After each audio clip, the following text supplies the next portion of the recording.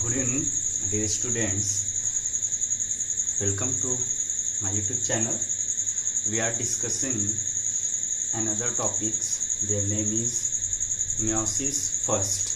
meiosis first का मैंने आपको अभी इसके पहले प्रोफेज फर्स्ट पढ़ाया था और मैंने आपको बताया था उस वीडियो में कि प्रोफेज फर्स्ट में खुद ही क्या होते हैं 5 सब स्टेजेस होते हैं, इसलिए प्रोफेज फर्स्ट को ही वहाँ पर अकेले पढ़े थे। यहाँ पर हम पढ़ेंगे metaphase first, anaphase first and telophase first, and then further we study about the cytokinesis and significance of meiosis and mitosis also.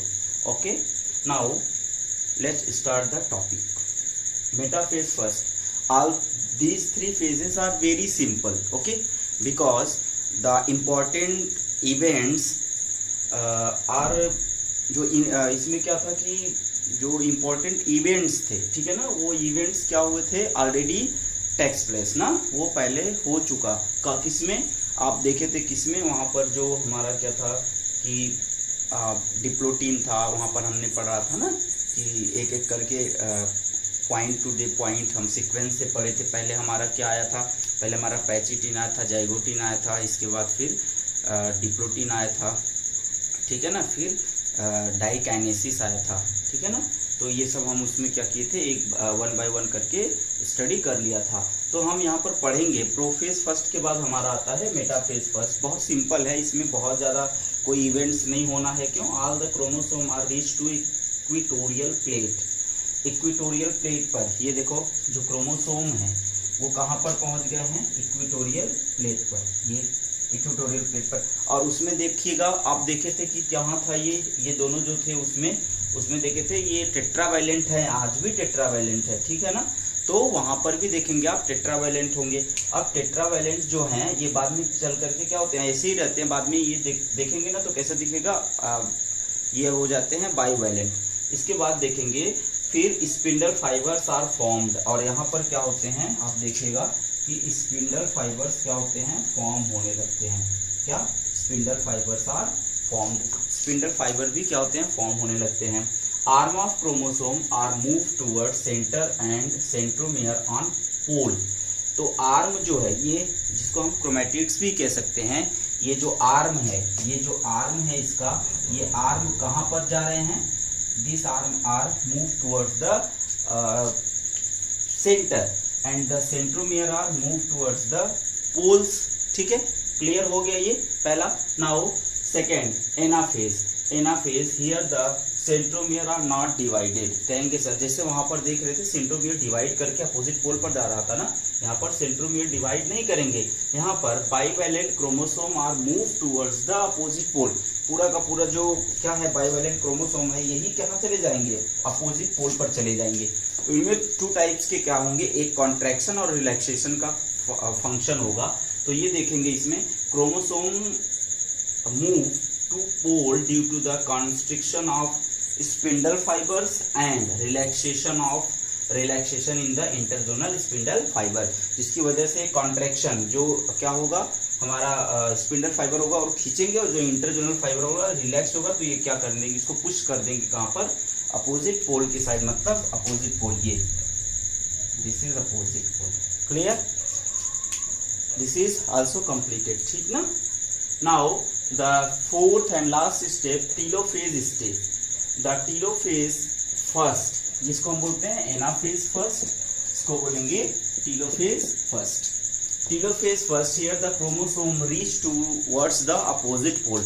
यहाँ पर जो क्रोमोसोम होते हैं वो अपोजिट पोल पर क्या होते हैं, पहुंच जाते हैं। यहाँ पर इसमें देखिए कहीं पर आपको न्यूक्लियर मेम्ब्रेन और न्यूक्लियोलस नहीं दिख रहा है ना, लेकिन इसमें यहाँ पर कहाँ पर टीलोफेज फर्स्ट में nuclear membrane and nucleolus are ready to reappear, sorry यहाँ पर डिसअपियर लिखा है, यहाँ पर रेडी टू रीअपियर, ठीक है ना। ये क्या होते हैं, रीअपियर होने लगते हैं, ठीक है ना, ये दिखने लगते हैं। क्लियर? अब देखिए इनमें देखो, मान लो ये क्या हो, और इसके बाद क्या होता है, 2 daughter nuclei are form. 2 daughter nuclei या न्यूक्लियस का क्या हो जाता है, न्यूक्लियर फॉर्म हो जाते हैं। अब मान लो यहाँ से क्या होगा, साइटोकाइनेसिस होगा, तो डिवाइड हो जाएंगे सेल, ठीक है। सेल डिवाइड होकर कभी कभी क्या करते हैं ये सेल, क्योंकि हम मियोसिस फर्स्ट पढ़ रहे हैं तो cell undergoes meiosis second, cell undergoes meiosis second, और कभी कभी ये मियोसिस सेकेंड में न जा करके यही क्या होते हैं डिवाइड हो जाते हैं और टू डॉटर सेल्स बन जाता है। और ये जो डॉटर सेल्स होते हैं कभी कभी मियोसिस में चले जाते हैं, और मियोसिस में जाने के बाद तब इनमें क्या होता है, मियोसिस में जब ये जाएंगे तो जो डॉटर सेल्स है, ये डॉटर सेल्स है, ये चले जाएंगे और ये दो बना देगा, ये क्या बना देंगे, दो सेल्स बना देंगे, और ये भी दो सेल बना देंगे। और यू हैव ऑलवेज रिमेम्बर क्या कि ये जो सेल हैं they are the morphologically as well as physiologically are different to each other and different to the parent cell also. Okay, ये क्या होते हैं, खुद से भी तो अलग होंगे और इसके बाद अपने जो क्या होते हैं, जो पेरेंट्स होते हैं उनसे भी क्या होते हैं, ये डिफरेंट होते हैं। या इतनी बात आपको बहुत अच्छे से ध्यान में रखना होगा, ठीक है ना, क्लियर। इतनी बातें आपको एग्जैक्टली क्लियर हो गई अच्छे से। Now we are discussing about the significance of meiosis. Here the meiosis are in the meiosis chromosome numbers are definite in generation to generation. अब जैसे हमारे में क्रोमोसोम का नंबर जो है 46 है, तो हमारे फादर में भी क्रोमोसोम का नंबर 46 है, मदर में भी क्रोमोसोम का नंबर 46 है। अगर मान लीजिए, अगर मियोसिस क्या कहता है कि जो क्रोमोसोम का नंबर होता है वो डिप्लॉयड से हैप्लॉयड हो जाता है, मीन्स अगर हमारे फादर में और मदर में क्या होता है 46 और 46 क्रोमोसोम्स हैं, तो अब इनमें क्या होगा, अब हैप्लॉयड से डिप्लॉयड होने का मतलब है जस्ट हाफ, क्लियर। तो अब यहाँ पर कितना होगा 23 होगा, और यहाँ पर भी 23 होगा, 23 मदर का 23 फादर का, फिर हमारे में कितना आ जाएगा, फिर हमारे में आ जाएगा 46। तो देखो यहाँ पर अब मान लो अगर यही माइटोसिस में ऐसा होता तो कितना होता, इन दोनों को जोड़ लो, कितना हो जाएगा 6 और 6 क्या होगा 12 एंड 5 5 8 8 92, कितना होगा 92 क्रोमोसोम्स आर प्रेजेंट। ऐसा होता तो क्या होते, कोई एक जिएंट या कुछ भी हो सकता था, everything is possible here when the chromosome number are 92 in human beings, कुछ भी पॉसिबल हो सकता है, लेकिन ऐसा नहीं है। तो यहाँ पर देखो क्रोमोसोम का नंबर क्या है, यहाँ पर डिफिनिट एसएच निश्चित क्या है बना हुआ है, उसमें कोई भी चेंजिंग नहीं आया है। लेकिन क्रोमोसोम के नंबर से अब क्योंकि क्या हो रहा है, मैटरनल और क्या हो रहा है, एक मदर से आया एक फादर से आया है, तो जाहिर सी बात है कि दोनों का क्या होगा, कभी कभी दोनों के क्या हो जाते हैं, जो कैरेक्टर होते हैं वो मैच करते हैं, बच्चे में दिखता है, कभी कभी पेरेंट्स का दिखता है, मदर का नहीं दिखता, कभी कभी मदर का दिखता, पेरेंट्स का नहीं दिखता, तो कहते हैं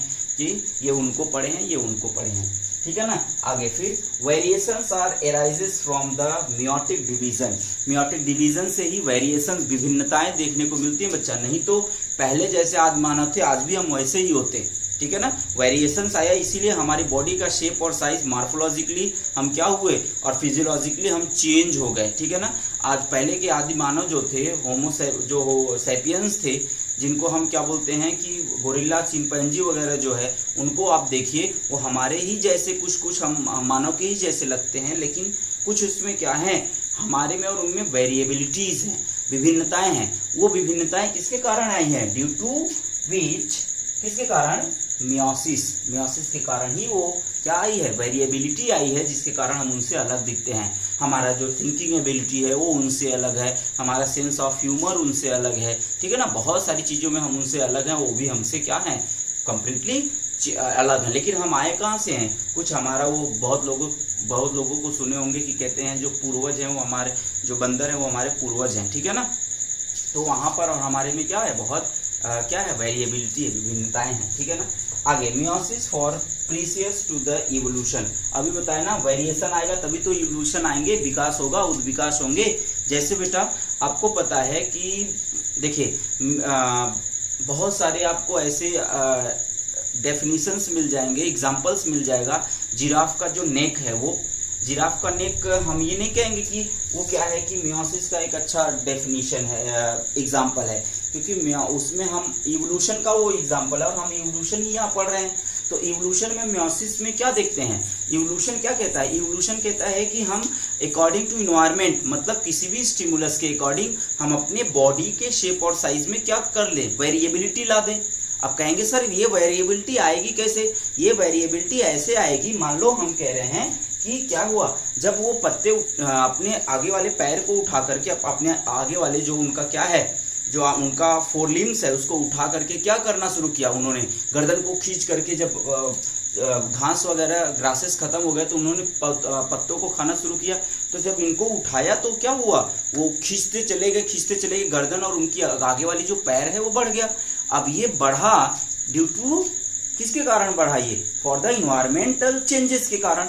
अब जब इन्वायरमेंटल चेंजेस हुआ तो उसमें इवोल्यूशन आया, धीरे धीरे वो इन्वायरमेंटल चेंजेस कैसे हो गए, जेनेटिकल हो गए due to the meiosis. Clear. तो ये क्या था आपका पूरा मियोसिस। एक चीज याद रखिएगा, कभी कभी क्वेश्चन आता है कि कैंसरस जो सेल्स होते हैं, कैंसरस सेल में मियोसिस होता है या माइटोसिस, तो हमेशा याद रखेंगे कैंसरस सेल में हमेशा माइटोसिस होता है, मियोसिस नहीं होता है। Cancer cells are divide mitotically not meiotically. वो माइटोसिस के थ्रू क्या होते हैं, कैंसरस सेल डिवाइड करते हैं, उसमें क्या होता है, माइटोसिस नहीं होता, उसमें उसमें माइटोसिस होता है, मियोसिस नहीं होता। इज इट क्लियर, ओके ना।